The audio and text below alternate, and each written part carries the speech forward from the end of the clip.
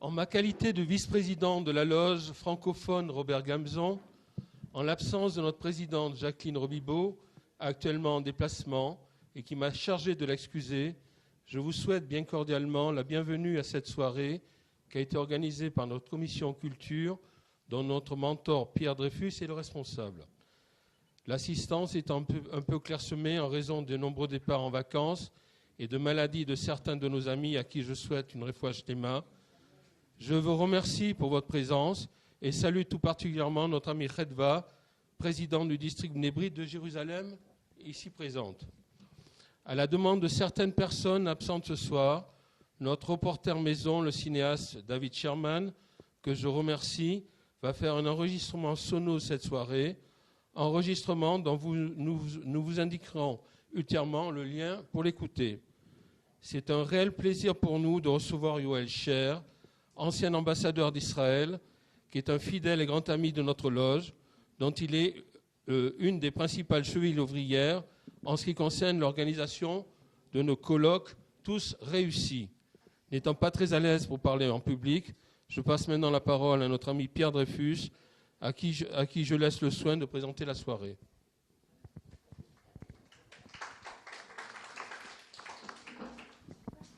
Merci, cher vice-président Jean-Claude Aîné. Lorsque notre très cher ami, l'ambassadeur Yoel Sher, m'a parlé de la découverte de lettres écrites en français par Herzl, j'ai tout de suite pensé qu'il devait nous entretenir de cette découverte dont il nous parlera beaucoup mieux que moi. Je trouvais que c'était d'autant plus important que l'ambassadeur Yoel Sher a participé à la rédaction d'un livre qui vient de paraître en Allemagne, plus précisément à Constance, c'est bien cela. Theodor Herzl auf der Insel Mainau, im Konstantinopel und in Palästina, als Vater der israélischen Diplomatie. Theodor Herzl sur l'île de Mainau, à Constantinople et en Palestine, Constantinople, oui, et en Palestine, père de la diplomatie israélienne, 1898. J'insiste sur 1898.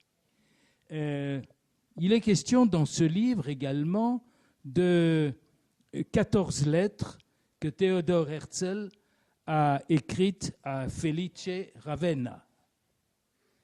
En fait, Herzl s'était rendu à l'île de Mainau, au lieu de villégiature près de Constance, ville allemande située à une encablure de la Suisse, afin de prier le grand-duc de Bade de lui ménager une entrevue avec l'empereur Guillaume II, alors que les 14 lettres écrites par Herzl à Felice Ravenna avaient un tout autre but.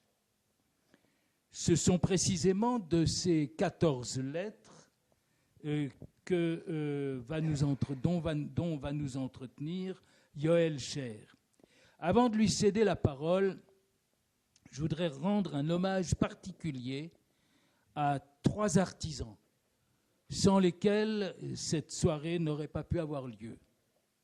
Notre chère Suzanne Jama, où est-elle? Je ne la vois pas. Ah. Grande prêtresse du pot de l'amitié qui aura lieu après la conférence. Myriam Leroy, où est Myriam? Myriam est là, Myriam Leroy.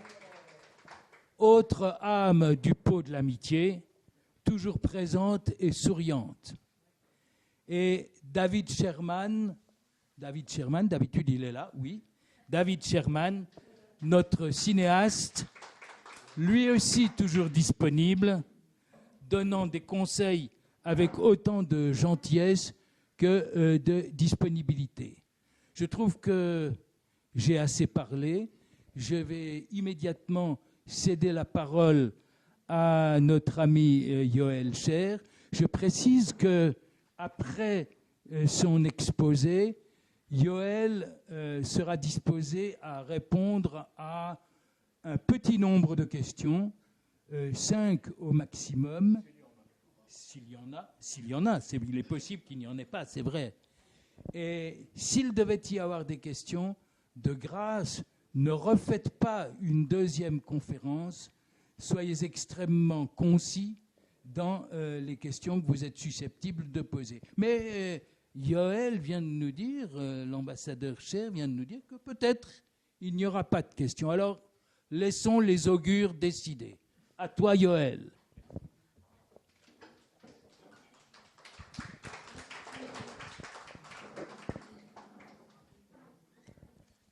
Je vous remercie beaucoup d'être venus nombreux. Je remercie particulièrement et les membres de la loge et les non-membres de la loge qui ont bien voulu venir ce soir partager avec moi une exaltante aventure que j'ai vécue au cours des derniers mois. Et je voudrais remercier Pierrot très vivement d'avoir eu l'idée de cette rencontre, de cette conférence. Et je remercie beaucoup David Sherman également pour sa coopération technique qui va nous permettre de voir ce que vous verrez tout à l'heure. Et tout d'abord,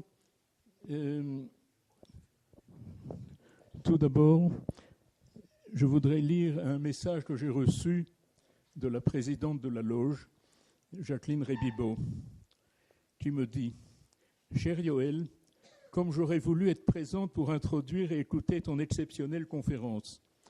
Comme je te l'avais déjà dit, au moment du choix du 17 juillet, je serai en Lituanie sur les traces de toute la famille de mon père, la famille Shochat et Smulovski, pour la plupart décimée par les Russes, les Ukrainiens et les nazis. Notre ami David Sherman, comme d'habitude, nous fera revivre par sa vidéo les moments forts de ton intervention. Be'atzlacha, Alevaï, un terme très à la mode depuis quelques semaines, que nous ayons de plus en plus de conférences comme la tienne, organisées par le responsable de la commission culture, Pierrot Dreyfus, que je remercie encore une fois, avec toute mon amitié, Jacqueline Rebibeau. Je sais combien ce pèlerinage aux sources de la famille en Lituanie peut être moralement éprouvant et bouleversant. Les Lituaniens ont pris une part active à l'entreprise nazie d'extermination de leurs concitoyens juifs. Je souhaite à Jacqueline, ayant accompli ce devoir de mémoire, d'en sortir renforcée et de rentrer à Jérusalem en paix et en bonne santé, en prévision de la nouvelle année de travail et de responsabilité qui l'attend. Dans ses mémoires, Théodore Herzl décrit en grand détail, avec une étonnante capacité d'introspection objective, sa vision et son action. Un de ses talents les plus marquants est son art de mobiliser les hommes pour le service de sa cause. Une collection de lettres trouvées au musée d'art juif italien, ici à Jérusalem, Rehov Hillel, illustre d'une manière frappante les relations humaines de Herzl et ses méthodes de travail. À travers elles, apparaît à côté d'un rare alliage de vision et de réalisation, une extraordinaire faculté d'organisation et d'exécution. Ces lettres, écrites à la main, probablement au porte-plume, accompagnées d'un encrier, pour la plupart dans un français particulièrement châtié. Elles sont adressées fin 1903, début 1904, à un avocat juif de Ferrare. En italien Ferrara, en français Ferrare. Dans le delta du Pô, à mi-chemin entre Venise et Milan. Il s'agit de maître Felice Ravenna. 1869-1937, un des fondateurs de la Fédération sioniste d'Italie, qu'il anime dans les 2 premières décennies du XXe siècle et qu'il présidera par la suite. Felice Ravenna a été délégué à plusieurs congrès sionistes à partir du 3e en 1899 et a siégé au Conseil général du mouvement. Fidèle disciple de Herzl, il devient son homme de confiance en Italie. Le père de Felice, Leone Ravenna, était déjà président de la communauté juive de Ferrare, une des plus anciennes et des plus prestigieuses d'Italie, et lui succédera également à ce poste. Je suis particulièrement ému, honoré, privilégié d'accueillir ici la petite fille de Felice Ravenna, Madame Schustermann, qui habite parmi nous à Jérusalem.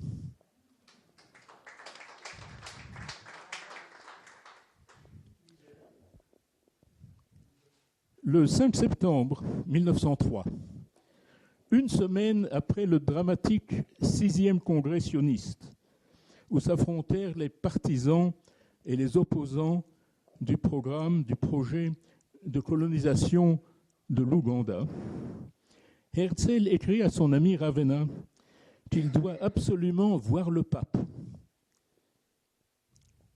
aussitôt que possible. 3 jours plus tard, il lui fait part de son désir de rencontrer également le roi d'Italie, Vittorio Emanuele III.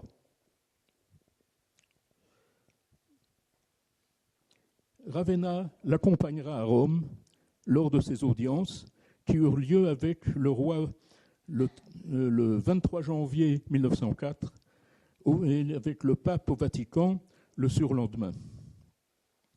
Mais l'audience avec le pape au Vatican aura été arrangée d'une façon totalement imprévue par l'intermédiaire d'un peintre autrichien, portraitiste attitré des souverains pontifes, le comte Berthold Dominique Lipey, rencontré par hasard par Herzl à Venise.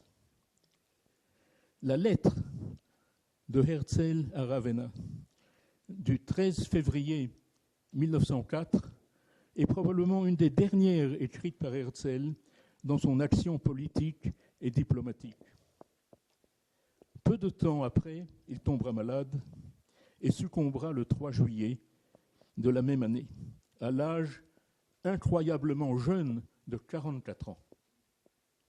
Le voyage à Rome est aussi le dernier de ses déplacements pour la cause sioniste. Felice Ravenna conserva les lettres de Herzl dans les archives de son étude à Ferrare, au rez-de-chaussée. Ses enfants en firent autant après son décès en 1937. Les Allemands occupèrent Ferrare en novembre 1943, à la suite du débarquement des Alliés en Sicile. Et sous leur couvert, les fascistes italiens vandalisèrent les synagogues et les biens des Juifs de la ville. Les membres de la famille Ravenna avaient eu le temps de prendre la fuite, mais l'étude fut ravagée. Un employé chrétien de l'étude, revenu après le désastre, trouva des papiers éparpillés dans la cour et les ramassa. Les lettres de Herzl se trouvaient parmi eux. Après la guerre, il les remit à Gabriella Falco, la fille de Felice Ravenna. Celle-ci les emporta avec ses 2 fillettes à bord du bateau illégal qui les amena en Palestine sous mandat britannique en novembre 1945. La collection des lettres de Herzl à Felice Ravenna fut confiée en 1977 au Musée d'art juif italien à Jérusalem par Gabriella Falco, son frère Enrico Ravenna et sa sœur Valeria Grazia Padovano en souvenir de Marcella et Germana Ravenna qui périrent dans la Shoah. Le musée, situé à Recho Villel, porte le nom d'Umberto Nahon, un des principaux dirigeants sionistes d'Italie à avoir fait son alia. Il abrite également la magnifique synagogue du XVIIIe siècle de Conegliano Veneto, entièrement transférée d'Italie à Jérusalem en 1951. Les lettres de Herzl à Felice Ravenna n'ont pas été largement publiées à ce jour. Elles ne l'ont été qu'une seule fois, en 1961, dans le supplément trimestriel de la Rassegna Mensile di Israël, organe de la communauté juive d'Italie. Tout à fait par hasard, j'ai découvert ces lettres au musée, ici à Jérusalem, alors que j'étais en train d'écrire un article sur Herzl, père de la diplomatie israélienne. Cet article était destiné à un livre, Pierrot a rappelé, publié à Constance, qui se trouve à la limite entre l'Allemagne et la Suisse, au bord du lac de Constance, pour marquer le 120e anniversaire de la visite de Herzl à l'île de Mainau, qui se trouve dans le lac près de la ville de Constance. Pourquoi ?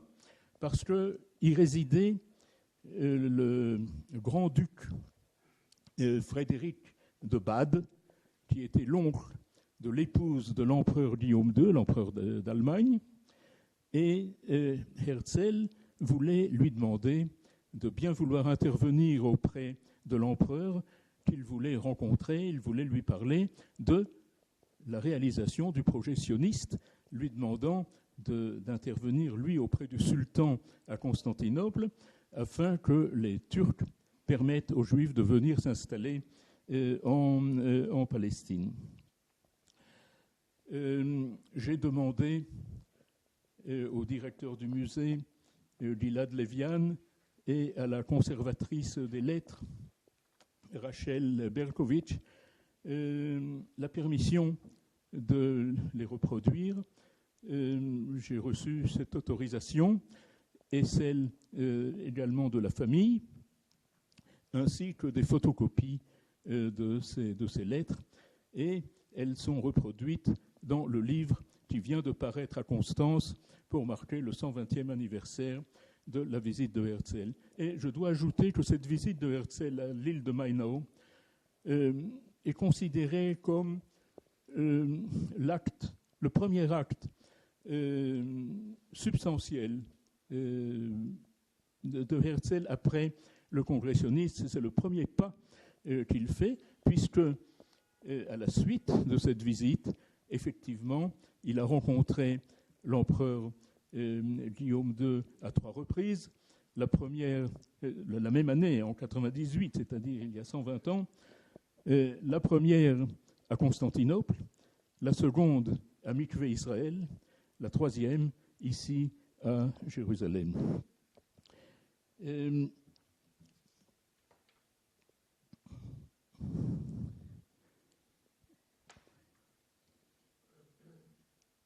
Je voudrais maintenant, nous allons procéder à la projection des lettres.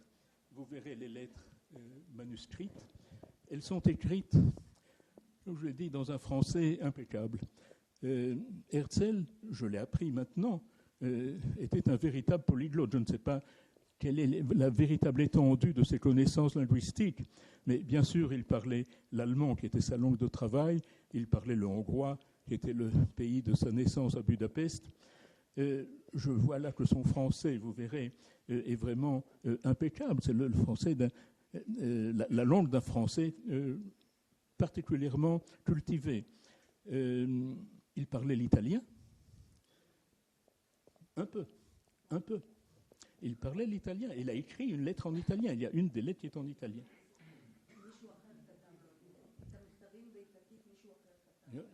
Shechad.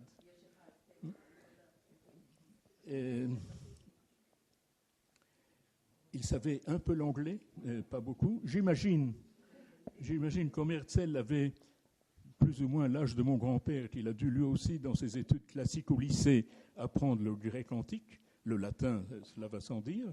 Il y a là donc une gamme de connaissances linguistiques qui apparaît à travers toutes ces lettres. Alors, David, on peut commencer. Non, oui, si, bon, parce qu'il enregistre quelques. Voilà. Ça y est? Bon.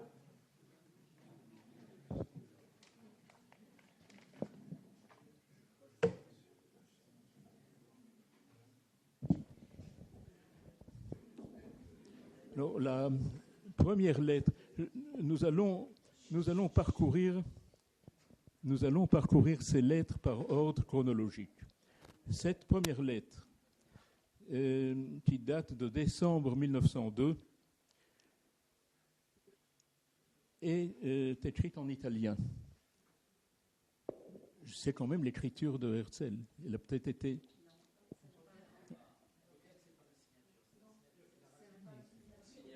Oui, elle n'est pas écrite par lui. Bon. Okay.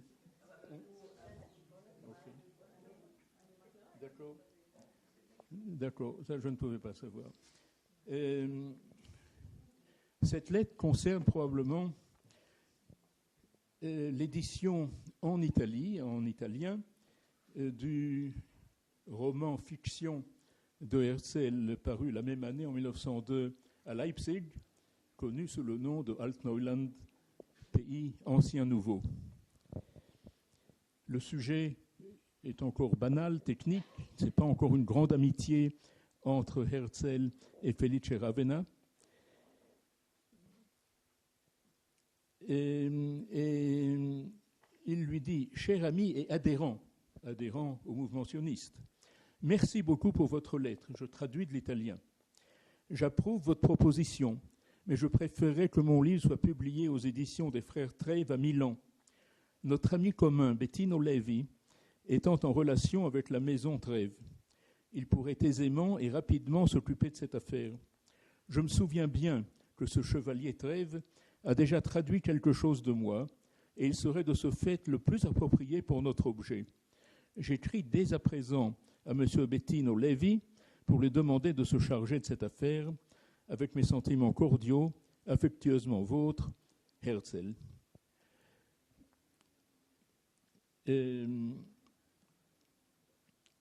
Les lettres que nous verrons portent des en-têtes différents.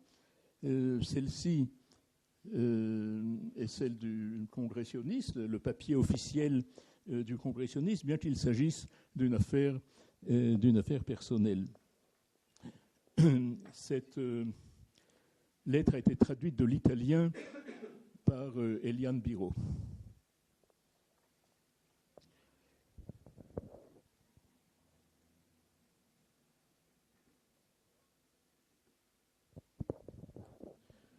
La deuxième lettre est en allemand.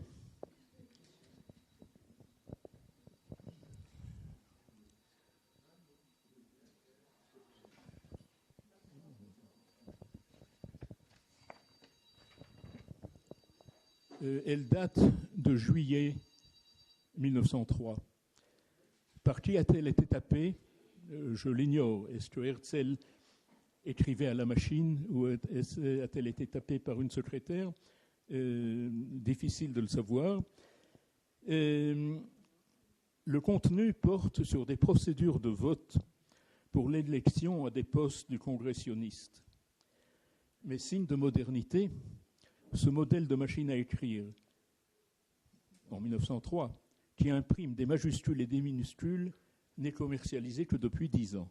Alors que ce soit tapé par Herzl ou par une secrétaire, quand même, il a accès à la modernité.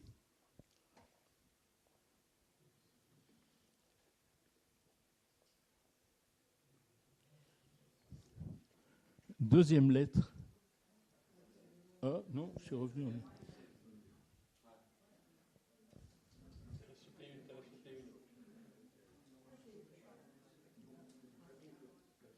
Voilà, deuxième lettre en allemand sur papier en tête du bureau du Congrès sioniste en date de Bâle du 28 août 1903. Le 28 août 1903, non, le 30 août, pardon, 1903 est le dernier jour du 6e congrès, encore une fois à Bâle. Elle est adressée à une tierce personne, peut-être le grand rabbin de Florence, Samuel Hirsch Margulis, figure de proue du judaïsme italien, bien qu'originaire d'Europe de l'Est. Herzl le prie de bien vouloir associer son ami Felice Ravenna à toute consultation regardant les activités du mouvement sioniste en Italie. Notons que ce 6e congrès, le dernier avant la mort de Herzl, a été houleux en raison de l'opposition au projet de colonisation de l'Ouganda proposé par la Grande-Bretagne. Les 5 premiers congrès s'étaient tenus sur une base annuelle. À partir de ce 6e, ils deviennent biennaux jusqu'à la veille même de la Seconde Guerre mondiale.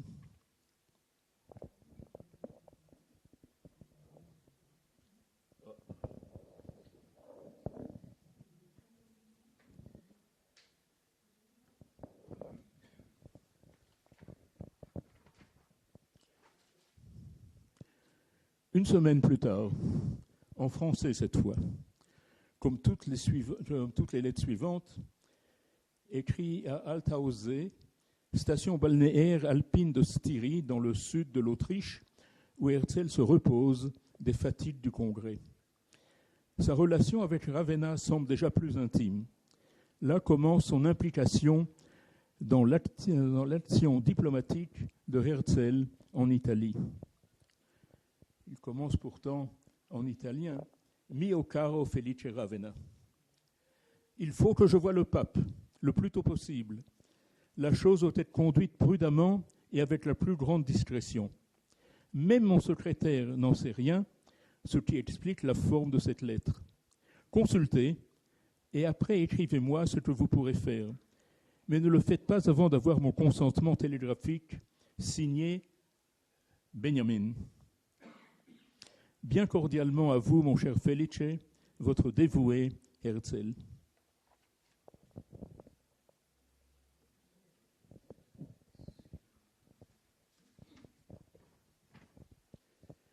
Après 3 jours de réflexion, nouvelle lettre de Althausee sur papier en tête de l'hebdomadaire du mouvement sioniste Die Welt, fondé par Herzl en 1897 dans la lancée du congrès de Bâle.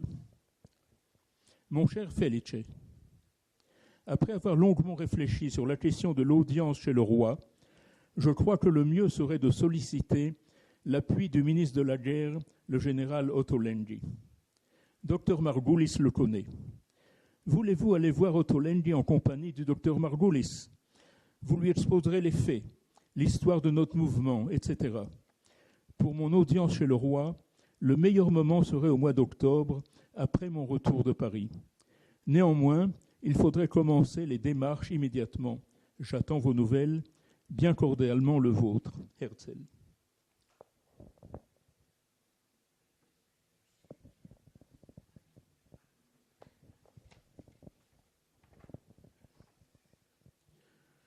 Deux jours plus tard, toujours de Althausee, la poste a l'air de bien fonctionner, puisque Herzl détient déjà le 10 septembre la réponse de Ravenna à sa lettre du 5. Mon cher Felice Ravenna, ce que vous voulez entreprendre me paraît bon. Si vous pouvez le faire à vous seul, faites-le. Mais vous êtes parfaitement libre de choisir votre chemin et vos collaborateurs. Voici ce que je veux du pape et ce que vous pouvez dire, mais seulement à des personnes dont vous êtes d'avance sûr. Nous ne voulons que la terre profane de Palestine. Nous n'avons pas l'idée de toucher aux lieux saints, même de loin. Les lieux saints doivent être exterritorialisés pour toujours.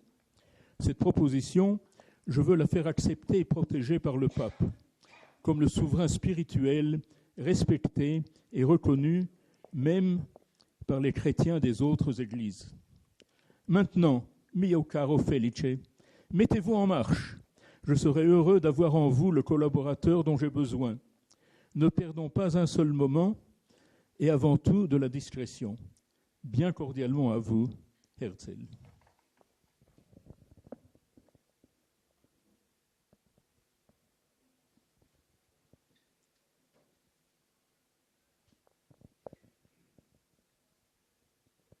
Un mois plus tard, il appert que Herzl désire également rencontrer à Rome le roi d'Italie, Victor Emmanuel III, en plus du pape. Il donne à Felice Ravenna, devenu son homme de confiance en Italie, des instructions précises. Herzl s'avère être non seulement un visionnaire, mais aussi un homme d'action précis et méticuleux, pas seulement un président, un véritable PDG. Confidentielle cette lettre. Mon cher ami Felice Ravenna,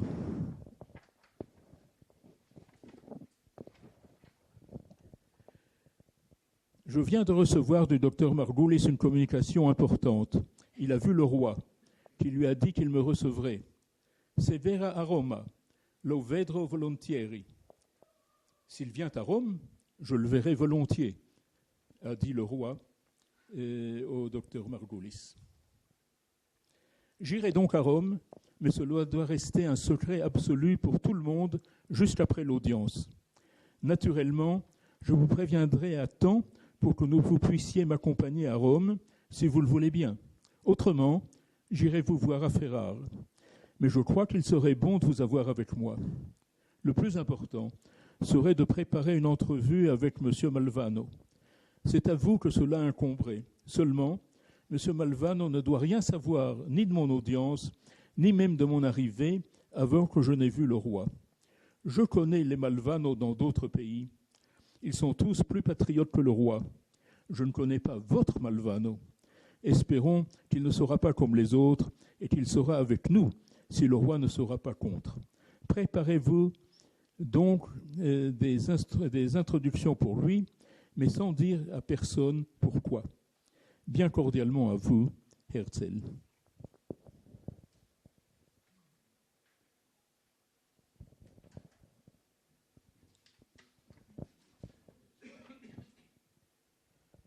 Là, un post-scriptum, probablement à la lettre précédente.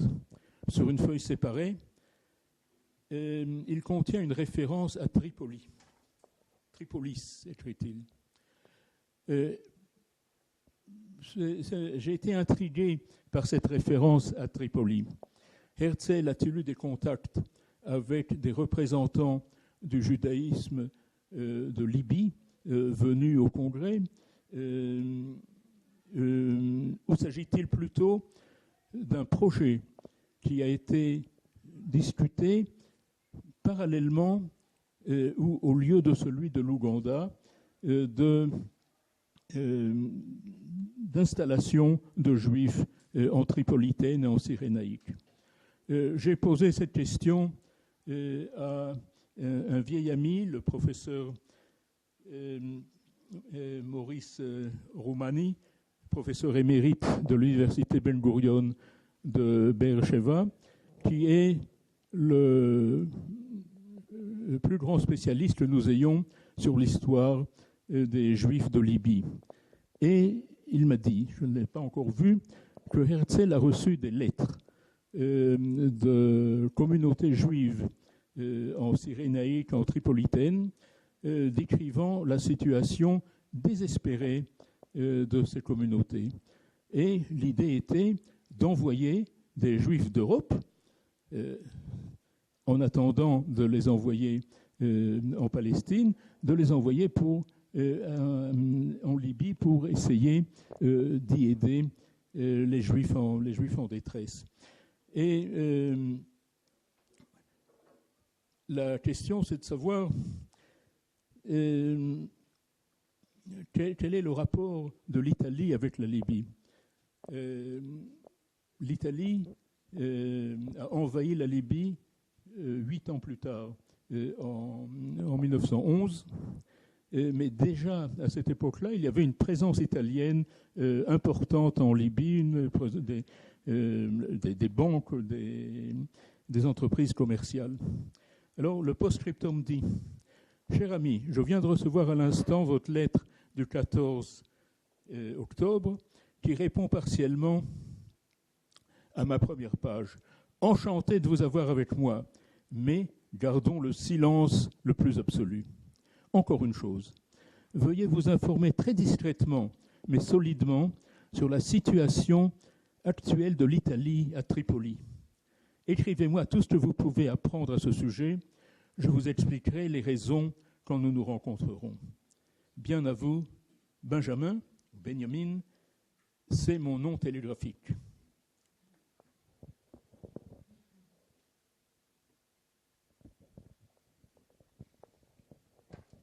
Maintenant, une brève missive où Herzl exprime son accord pour remettre sa visite à Rome de quelques semaines.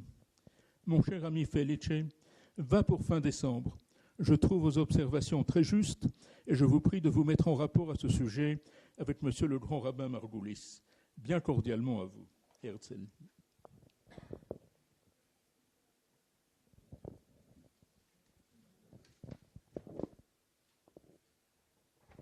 Nous sommes en décembre et le voyage à Rome se précise.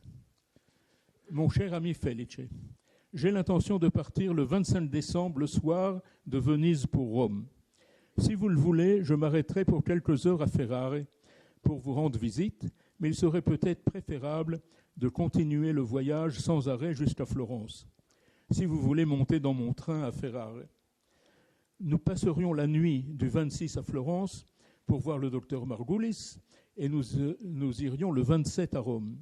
Avant tout, il faut naturellement que j'aie l'assertion répétée du docteur Margulis que je pourrai y voir Sa Majesté immédiatement.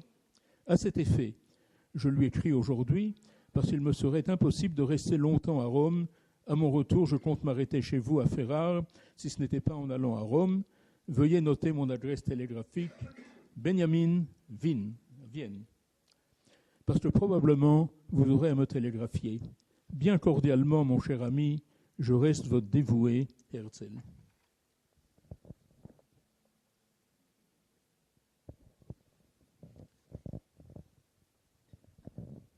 Mais une semaine plus tard,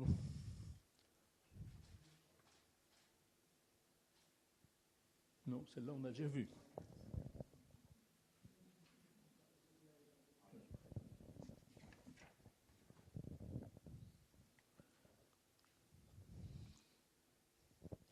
Une semaine plus tard, nouvel ajournement du voyage à Rome, à janvier 1904. Mon cher ami Felice, le docteur Margulis me communique une lettre de Rome de laquelle il ressort qu'il est préférable d'ajourner la démarche jusqu'au mois de janvier. C'est donc remis jusqu'au milieu de janvier ou jusqu'à la fin. Excepté la date, toutes les autres dispositions restent comme je vous les ai indiquées dans mes précédentes lettres. Je vous écrirai et vous télégraphierez la date exacte. Bien cordialement à vous, Herzl.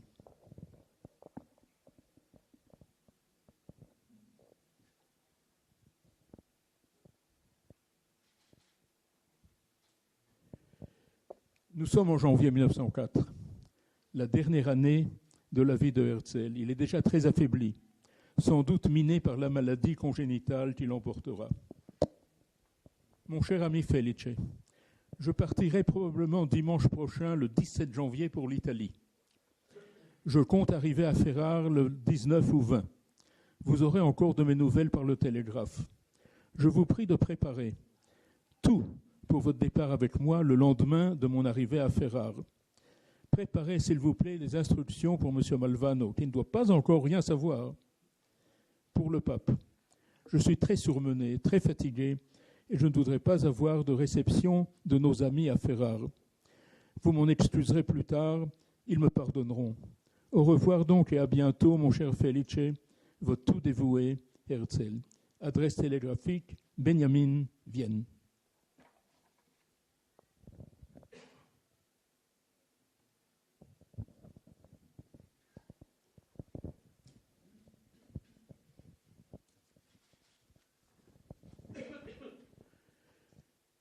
En route pour Rome, Herzl est déjà à Venise, comme on peut le voir d'après l'entête de ce papier.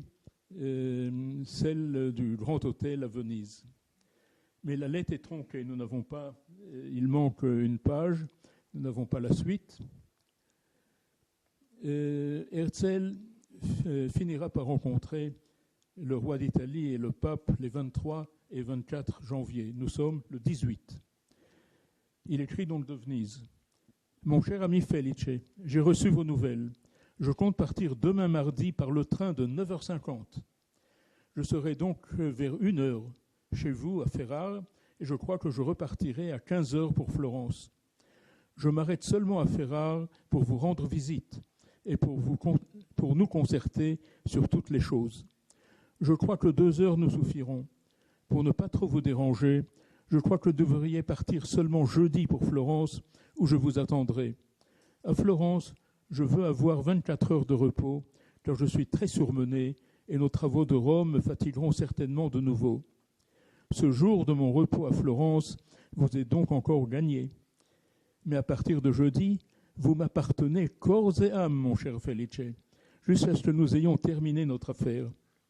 Au reste, je n'abuserai pas trop de votre dévouement à notre cause, mais il faudra toujours compter avec 4 ou 5 jours d'absence de vos occupations.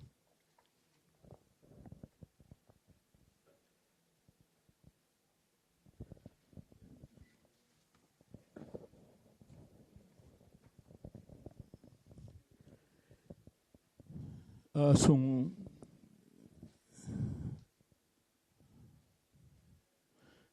retour à Vienne, Herzl rédige à l'intention du ministre italien des Affaires étrangères, Tommaso Titoni, un mémorandum dans lequel il décrit les objectifs du mouvement sioniste et son action, et lui demande que le roi d'Italie intervienne auprès du sultan. Dans la lettre qui accompagne ce mémorandum, Herzl demande à son ami Ravenna de lire le mémorandum et de le faire suivre à Rome au ministre. C'est la dernière lettre de Herzl qui nous soit parvenue et sans doute aussi une des dernières écrites par lui avant sa fin.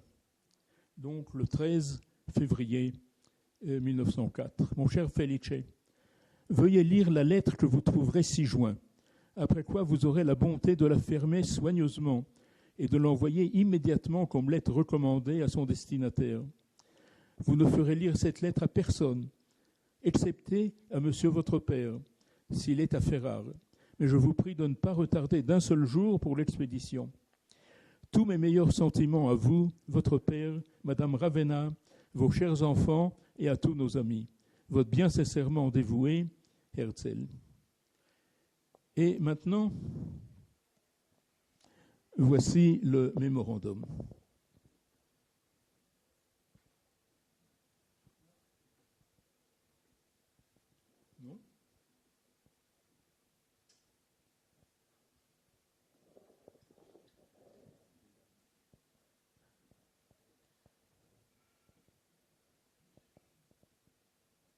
Voilà. Alors, ceci est le mémorandum écrit par Herzl à l'intention du ministre des Affaires étrangères italien. Est-ce que c'est le mémorandum lui-même? Non. Ce n'est pas l'écriture de Herzl. Le mémorandum écrit par Herzl a été envoyé par Felice Ravenna à son destinataire. Mais, vous voyez, il y a là l'entête du bureau de l'étude Ravenna, portant le nom du père de Felice, l'avocat Leone Ravenna. Et c'est donc sur un papier en tête de l'étude que, j'imagine, Felice Ravenna a copié la lettre destinée au ministre et l'a gardée dans ses archives. La lettre est pleine de raccourcis, il y a quelques fautes aussi. Il a dû la copier extrêmement rapidement parce qu'il voulait... D'abord, il a dû la copier lui-même. C'est probablement l'écriture de Felice.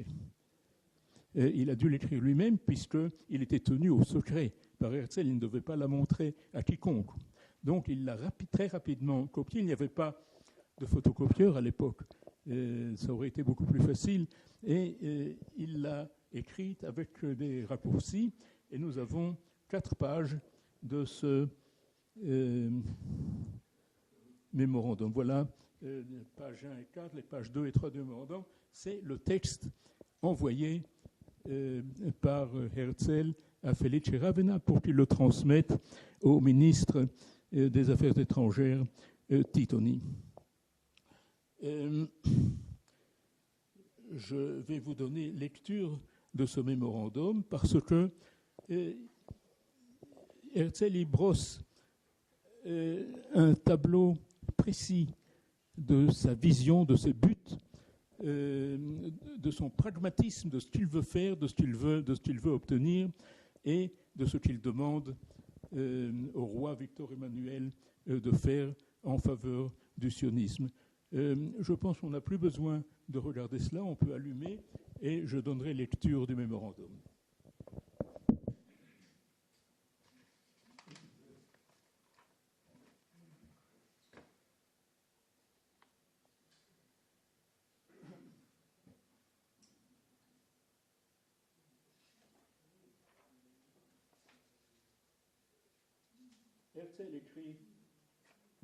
Herzl écrit au ministre. Excellence, au cours de l'entretien que vous m'avez fait l'honneur de m'accorder à Rome, il est rentré à Vienne après sa visite à Rome, après avoir vu le roi et le pape, vous m'avez invité de formuler la demande sioniste. Je me permets donc de soumettre les observations suivantes à votre Excellence. Le mouvement sioniste, représenté par les congrès annuels des délégués de tous les pays, a pour but de créer en Palestine le foyer légalement assuré pour le peuple juif. C'est déjà le texte presque de la déclaration Balfour, né en 1904. Comme président du comité d'action sioniste, je me suis mis en rapport avec les gouvernements intéressés dans cette question. J'ai tâché avant tout de me mettre en rapport avec le gouvernement ottoman. Sa Majesté le Sultan m'a reçu en audience privée et m'a invité à différentes reprises à venir à Constantinople. Je n'ai pas manqué d'y aller, mais les négociations n'ont pas fait des progrès sensibles. Cherchant l'explication de cette lenteur dans les raisons internationales, je me suis efforcé d'obtenir le consentement des gouvernements intéressés. C'est en Allemagne que l'idée sioniste a trouvé un premier appui. Sa Majesté l'Empereur, me recevant en 1898 à Jérusalem en audience solennelle, avec une députation sioniste, nous a promis sa bienveillance. L'attitude bienveillante du gouvernement allemand n'a pas changé depuis. La lettre que son Altesse royale le Grand-Duc de Bade, de l'île de Mainau à Constance, m'a adressé à ce sujet en date du 30 septembre 1903, l'affirme. Le gouvernement anglais, c'est un peu paradoxal, le gouvernement anglais s'est montré tellement favorable au mouvement sioniste qu'on nous a proposé officiellement un grand territoire dans les possessions britanniques de l'Afrique.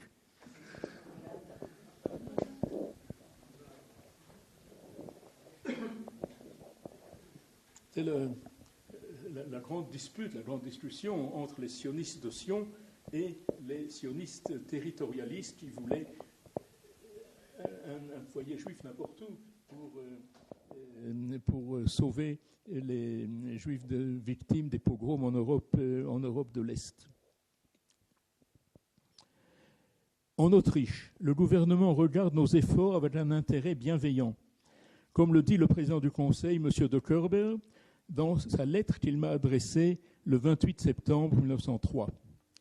Mais l'appui le plus important nous vient de la Russie.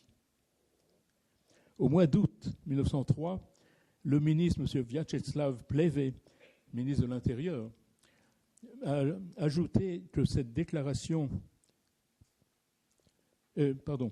m'a adressé la lettre dont une copie imprimée se trouve ci-joint. M. Pleve a ajouté que cette déclaration gouvernementale m'est remise sur l'ordre de Sa Majesté l'Empereur, le Tsar, avec l'autorisation de la publier. Le 23 novembre 1903, le gouvernement russe m'a fait savoir que l'ambassadeur russe à Constantinople avait déjà reçu l'ordre d'intervenir en faveur des propositions sionistes auprès de la Sublime Porte.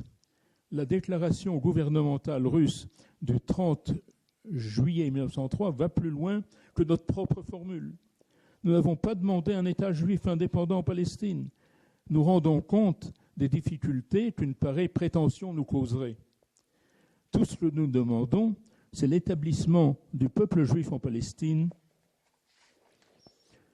sous la souveraineté de Sa Majesté impériale le Sultan, mais dans des conditions de sécurité légale. L'administration de notre colonisation nous incombera. Pour ménager toute susceptibilité de tous les croyants, les lieux saints devraient être exempts et revêtir le caractère de l'extraterritorialité pour toujours. Au gouvernement ottoman, nous ne demandons qu'une charte de colonisation pour le Sanjak d'Aqqa. Pour cette charte, nous voulons nous engager de payer au trésor ottoman une redevance annuelle de 100 000 livres turques.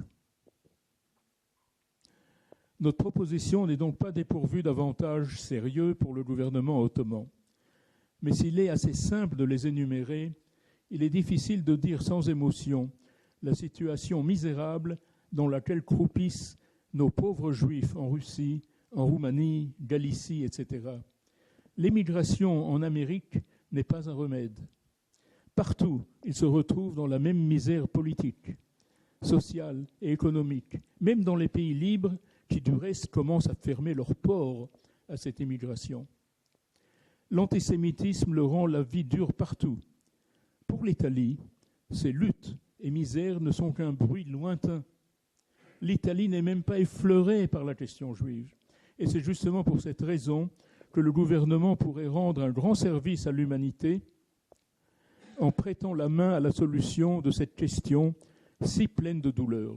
Une lettre de Sa Majesté, le roi d'Italie, à Sa Majesté le Sultan, recommandant nos propositions et conseillant amicalement de les prendre en considération, aurait un effet décisif pour la réouverture de nos négociations. Le peuple juif, dispersé mais malgré tant de malheurs toujours debout, vouerait la reconnaissance éternelle à l'Italie et à son roi chevaleresque. Je prie votre Excellence d'agréer, etc., etc. Donc, ce document trouvé avec les lettres à Ferrare, comme je l'ai dit, n'est pas le mémorandum écrit par Herzl, mais la copie, sans aucun doute, faite par Felice Ravenna lui-même pendant les quelques heures où il a pu disposer de ce texte.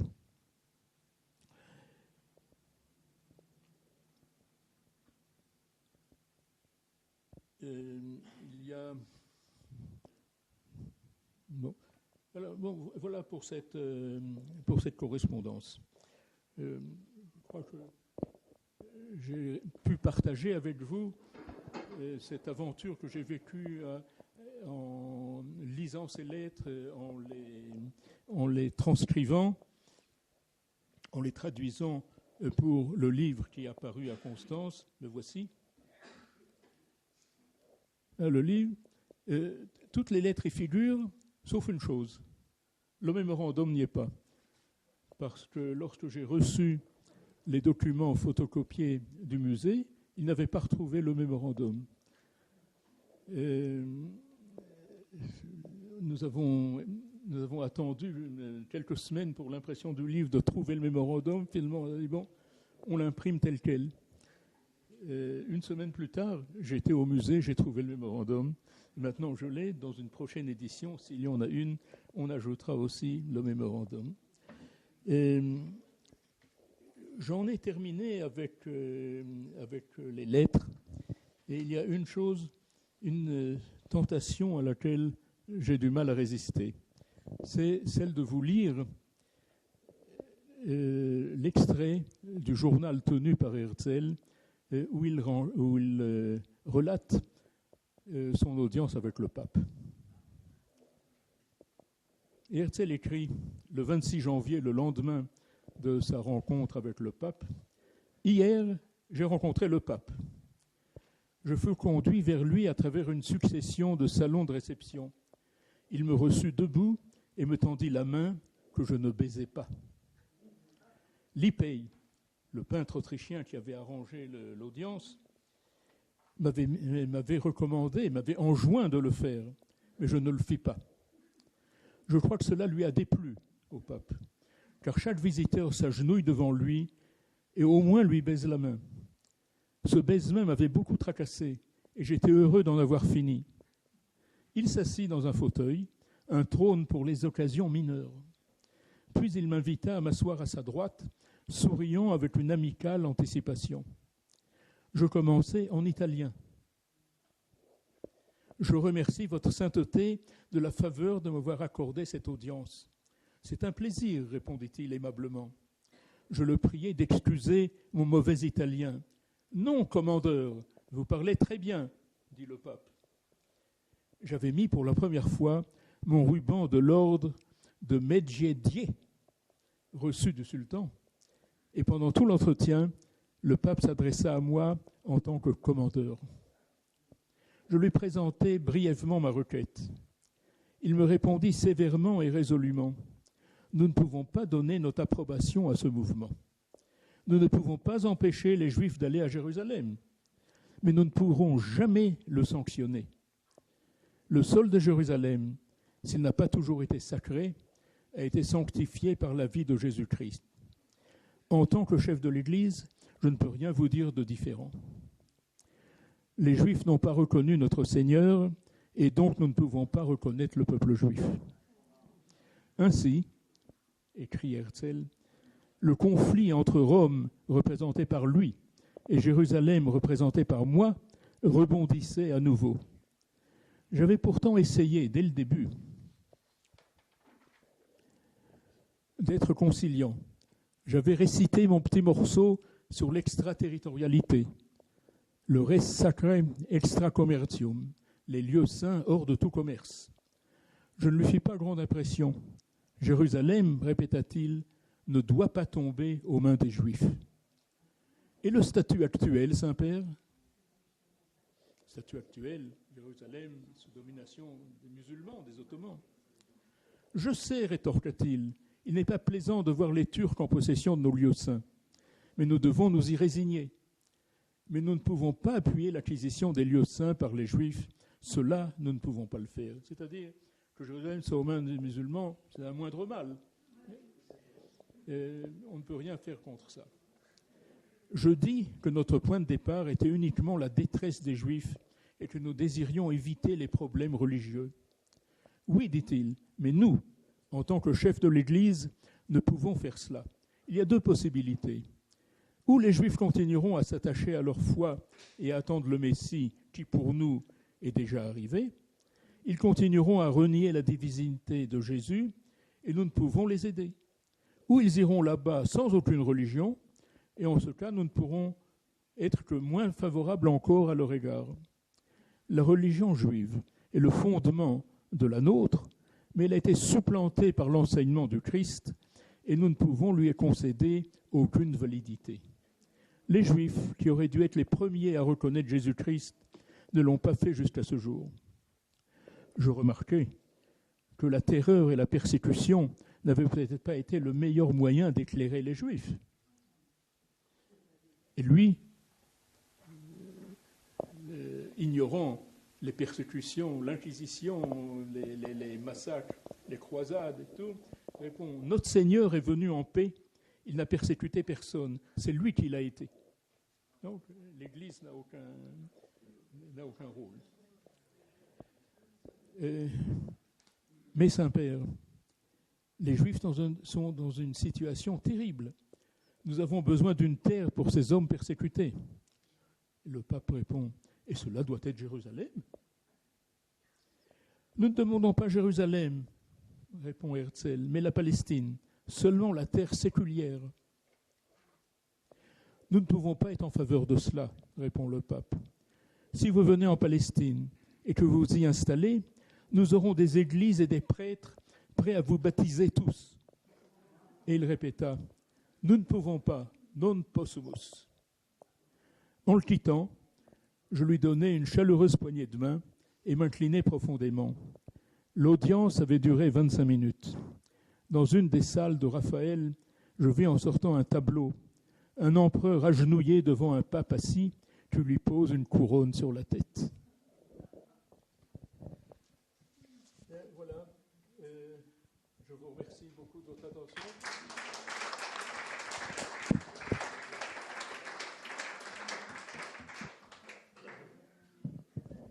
J'espère avoir réussi à vous transmettre un peu de l'exaltation que j'ai reçue à la découverte et à l'étude de ces documents, qui méritent effectivement d'être un peu plus connus qu'ils ne l'ont été jusqu'à présent. Et le musée d'art juif italien ici a promis de les réparer, de les restaurer, et j'espère que la prochaine fois on pourra les projeter sans les papiers collants qui traversent la tête. Merci beaucoup, Yoann. Je crois que j'ai déjà vu deux questionneurs, 3 questionneurs, 4. Alors, Bertin Dittesheim était le premier. Est-ce que ça peut aller sans micro?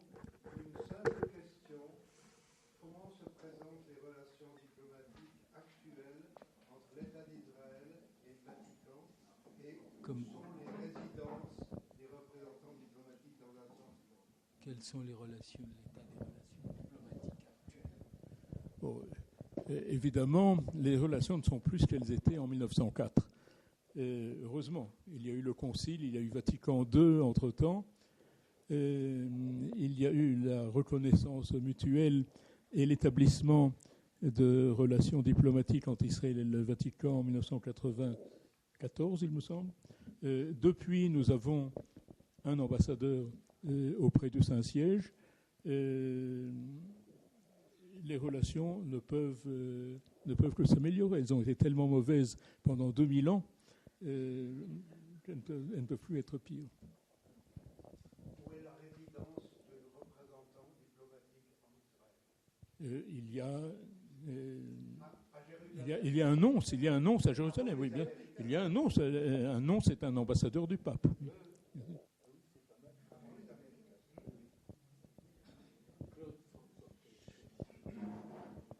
Merci beaucoup, Yoann, pour la présentation et l'analyse que tu as faite de ces documents très importants.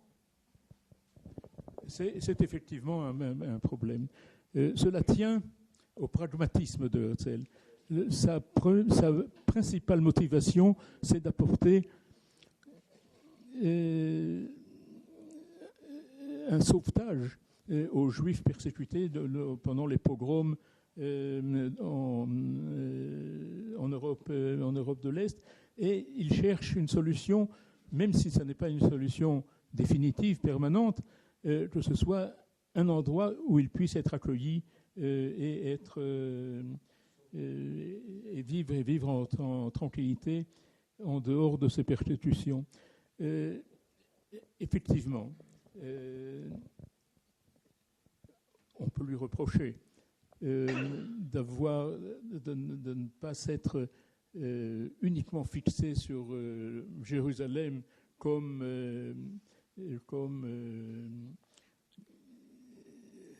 ville centrale de l'État juif.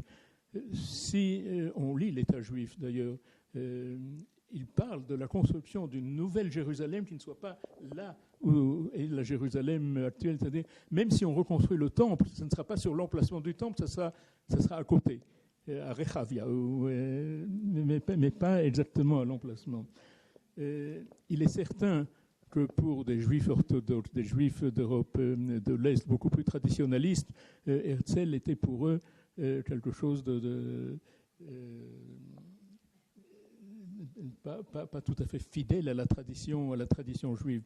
Mais cela tient à son pragmatisme et à son désir de trouver à tout prix une solution pour assurer la survie du peuple juif.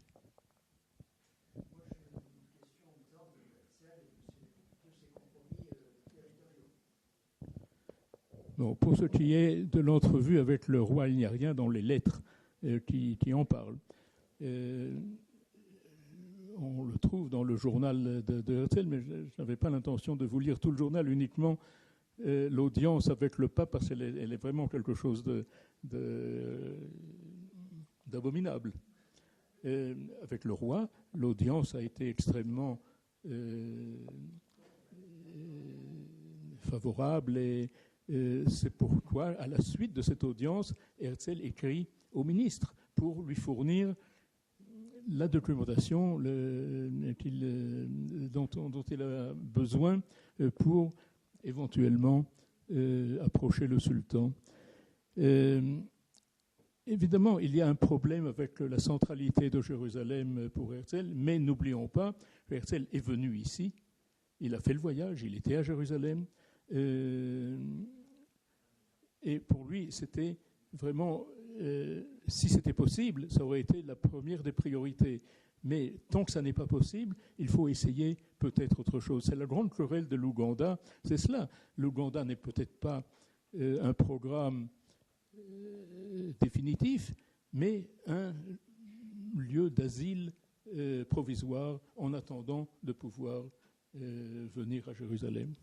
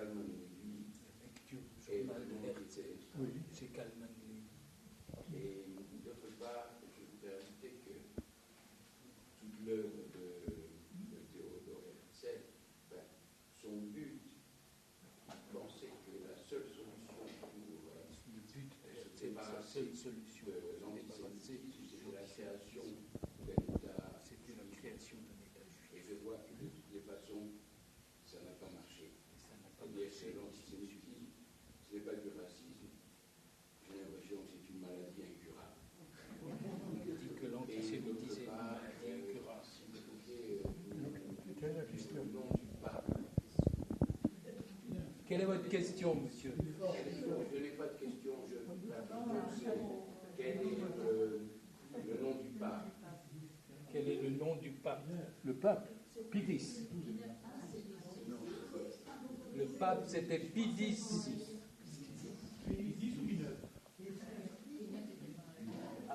Pie X.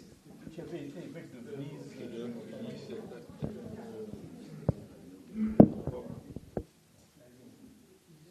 Eh bien, contrairement à ce que tu pensais, il y a eu des questions.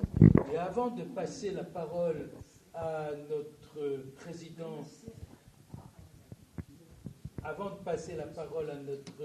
vice-président, administrateur général, secrétaire général de notre loge, je voudrais en notre nom à tous saluer Madame, qui est la petite fille de Felice Ravenna. Et je voudrais te dire, Yoël, que j'ai retenu certains détails que je ne connaissais absolument pas, certains détails de ton exposé. J'ai retenu par exemple que Herzl, fort heureusement à mon avis, n'avait pas baisé la main du pape. Je trouve que c'était une merveilleuse manifestation d'indépendance de la part de Herzl. Ça, c'est un élément. Et j'ai retenu également l'attitude bienveillante du Kaiser. On aura tout vu. Le Kaiser Guillaume II, qui avait une attitude bienveillante à l'égard des Juifs, et de la volonté de Herzl de créer, semble-t-il, un foyer juif, au point qu'il l'ait reçu. Il y a là une certaine ambivalence. Par exemple, lorsque Herzl parle de ses entretiens avec le ministre russe de l'Intérieur, qui était un antisémite notoire, finalement, ce qu'il lui dit, aidez-nous à obtenir l'accord du sultan et nous vous débarrasserons de vos juifs. Alors, il ne pouvait pas être plus d'accord. Pour Guillaume II, non. Et le grand-duc de Bade, qui vivait dans l'île de Mainau, près de Constance, a hésité. Herzl l'a rencontré plusieurs fois et lui a fait part de son hésitation. Il a dit « Je ne voudrais pas vous soutenir parce que ce serait mal vu par les Juifs de mon royaume, de mon grand-duché. » Ça risque d'être mal vu, d'être mal interprété, et il y a là une hésitation. C'est ambivalent. De la part de Guillaume II, je ne sais pas. Finalement, Guillaume II, on ne lui demandait pas grand-chose, on lui demandait de parler au sultan. Alors, l'a-t-il fait, l'a-t-il pas fait? Ça n'a pas eu de conséquences de toute manière. Il a quand même reçu Herzl. Oui, bien sûr, il l'a reçu, il l'a rencontré à trois reprises, mais ça ne l'engageait pas à grand-chose.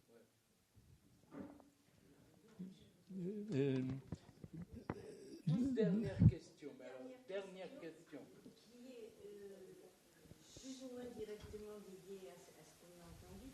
Je suis honteuse de la formuler parce que je suis bordelaise et je n'ai appris que récemment que deux des enfants de Herzl avaient été enterrés à Bordeaux et leur corps a été ramené il y a quelques mois. Deux enfants de Herzl ont été enterrés à Bordeaux.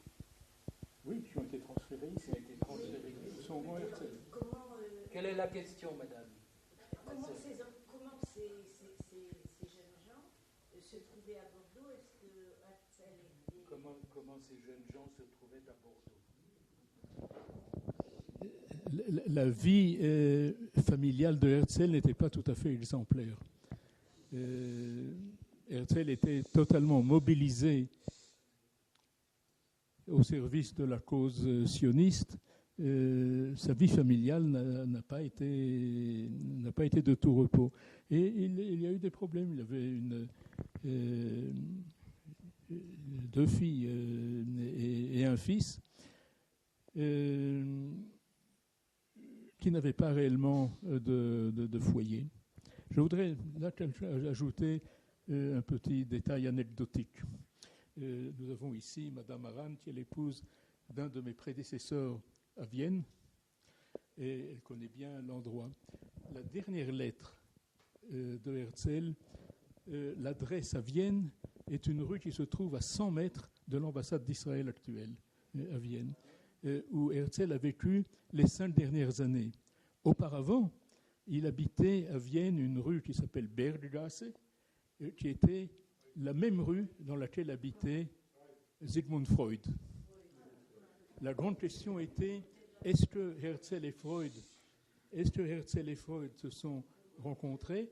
Il n'y a aucune documentation là-dessus. Ils ne se sont vraiment, même habitant dans la même rue, ne se sont jamais rencontrés. Et on peut dire, heureusement, parce que si Herzl avait la folie du sionisme, Freud aurait pu l'en guérir. Normalement, il faisait partie des réunions du jeudi de Sigmund Freud, qui avait tous les jeudis des réunions avec des intellectuels, et c'est là qu'il lui a fait rencontrer Max Nordau, d'après la légende. Qui lui aurait fait rencontrer Freud Dans ces réunions du jeudi. Freud aurait fait rencontrer lors de réunions du jeudi Max Nordau à Ça, c'est vrai. Et ce qui est documenté, c'est que lorsque Herzl a rencontré la première fois Max Nordau et lui a exposé sa vision, Nordau lui a dit « Vous êtes tout à fait détraqué, mais le problème, c'est que vous m'avez contaminé. » Vous savez, c'est Jean-Claude dans les cahiers, excusez-moi. Non. Il y a un livre qui a paru, je voulais signaler à notre auditoire, qu'il y a un livre extraordinaire que vous pourrez lire, peut-être certains ont lu, sur Herzl par le docteur George Weiss. Max Nordau dans les cahiers de Herzl, la famille Herzl l'a pris pour un fou.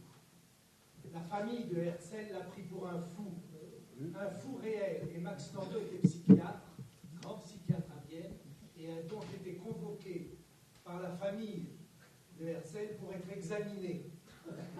Et c'est là où il a rencontré, il le décrit, Max Nordau, où dans l'après-midi, il a commencé à lui expliquer, à être examiné comme un patient. Ils sont restés jusqu'au matin, où le matin, Max Nordau a dit « Je suis votre homme et je marche avec vous ». Nordau.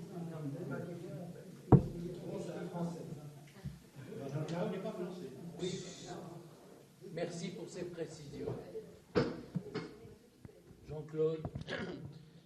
Merci Yoël pour cette très intéressante conférence, ainsi que Pierre pour l'organisation et l'animation de cette soirée. Vous nous avez permis de constater combien Théodore Herzl, qui avait dit « Si vous le voulez, ce ne sera pas un rêve », a su à bon escient utiliser ses contacts pour obtenir avec des personnalités importantes des entrevues qui pourraient faire concrétiser sa vision de la création d'un État juif. Nous avons eu le bonheur de voir la réalisation de son rêve. Puisse aussi Hachem nous accorder le privilège de voir très prochainement se transformer la période des 3 semaines de deuil dans laquelle nous nous trouvons actuellement en semaine de bénédiction, de paix, de sérénité et de réjouissance. Au nom des responsables de notre loge, je vous souhaite de passer de bien excellentes vacances et j'espère que nous aurons le plaisir de vous retrouver, ainsi que vos familles et amis, à la rentrée pour nos prochaines activités dont vous serez informés ultérieurement.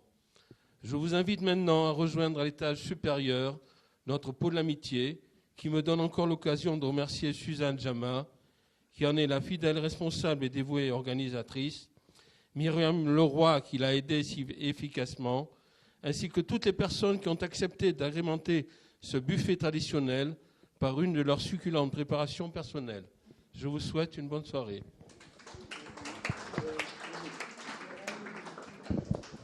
Je manquerais à tous mes devoirs si je ne remettais pas pour les archives de la Commission Culture un exemplaire du livre paru à Constance que j'ai reçu tout à l'heure.